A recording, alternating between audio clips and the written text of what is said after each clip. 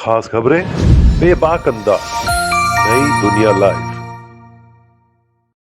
अमरोहा सांसद दानिश अली को लगा बड़ा झटका।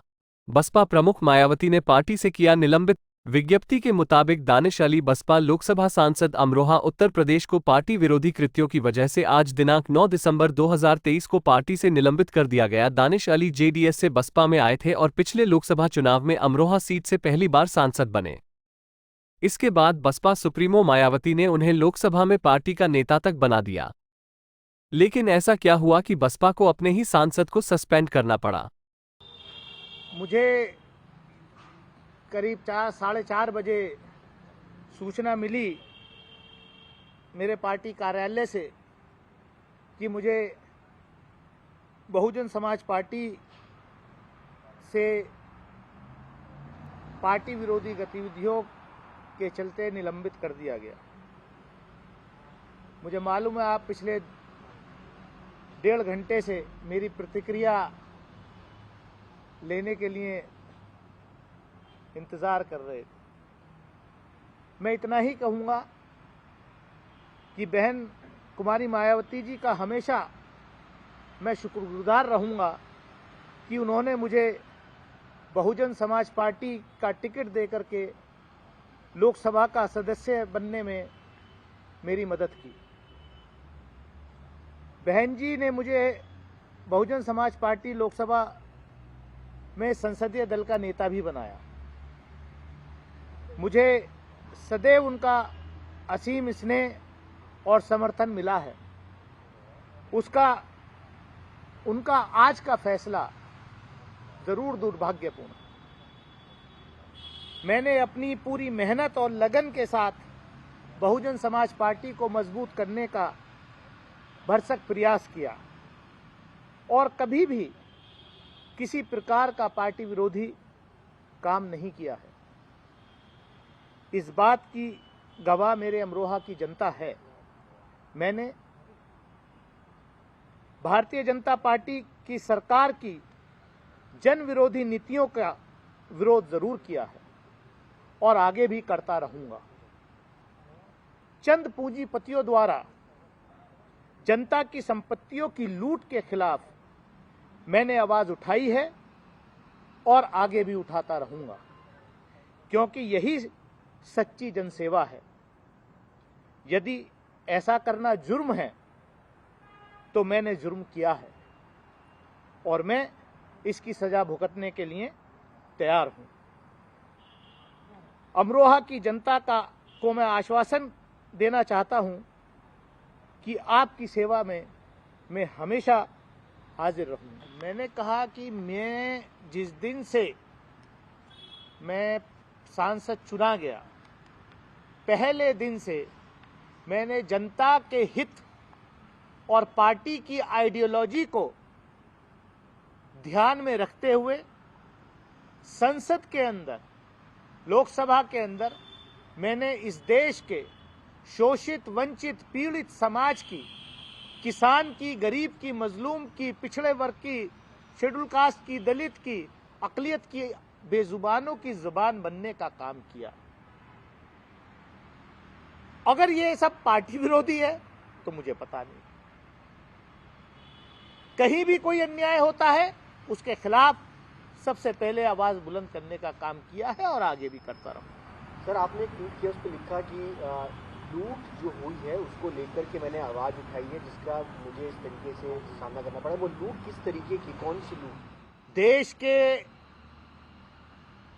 एयरपोर्ट्स, देश के बंदरगाह, देश के जो पिछले 70 साल में इस देश के में जो सार्वजनिक संपत्तियां देश की जनता की काली कमाई से बनाई गई, वो चंद सरकार के खास उद्योगपति मित्रों को जो डोल आउट की जा रही हैं, उस लूट का विरोध मैंने किया है और आगे भी करता रहूंगा। क्या आपको लगता है कि ये जो फैसला हुआ है सरकार के दबाव में मायावती जी ने फैसला लिया है?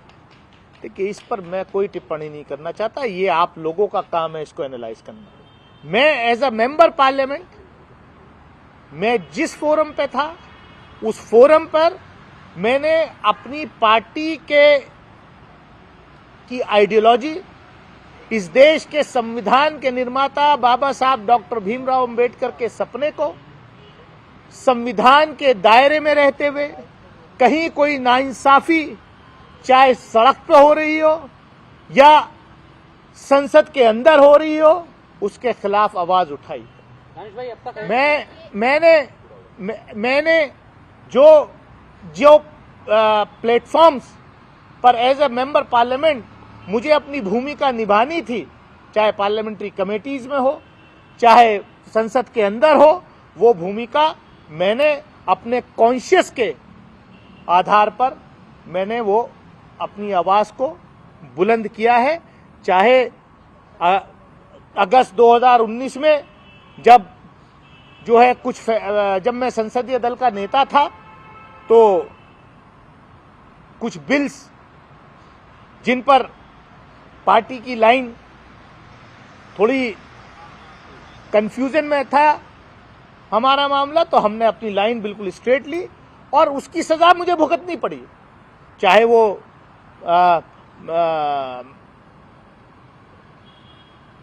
NIA या राइट टू इंफॉर्मेशन एक्ट का अमेंडमेंट बिल हो या 370 हो या ट्रिपल तलाक हो या जो भी बिल्स थे उन पर मैंने अपनी लाइन स्ट्रेट रखी और मुझे संसदीय दल के नेता पद से हटाया गया। मैंने उसको कबूल किया कि मैं जहां हूं, जो लाइन है, जिन बुनियादों पर ये पार्टी बनी उस आइडियोलॉजी पर मैं खड़ा रहा। मैंने और मान लीजिए कहीं अब कल जिस तरीके का फैसला हुआ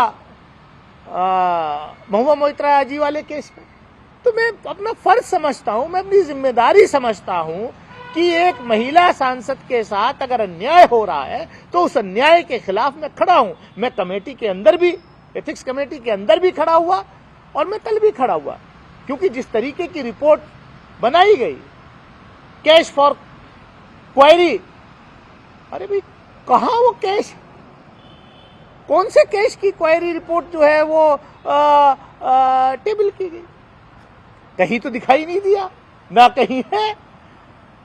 और जिस तरीके का वहां माहौल हुआ, अगर महिला की अस्मिता के साथ कहीं कोई खिलवाड़ होगा तो दानिश अली पहले भी खड़ा रहा है और आगे भी खड़ा रहेगा। इसको मैं बैज ऑफ ऑनर समझता हूं कि मैंने एक जो अन्याय हो रहा था उस अन्याय के खिलाफ संसदीय समिति के अंदर भी, एथिक्स कमेटी के अंदर भी, पार्लियामेंट के अंदर भी और बाहर भी उस अन्याय के खिलाफ मैंने आवाज उठाई है और आगे भी उठाता रहा। सर, अब आगे का एक्शन आपका क्या रहने वाला है? क्या पार्टी दूसरी कौन सी पार्टी ज्वाइन करने वाले हैं या किस तरह से आगे काम करेंगे? मुझे क्यों आप ये सवाल पूछ रहे हैं? मेरी जो प्रतिक्रिया थी मैंने दे दी।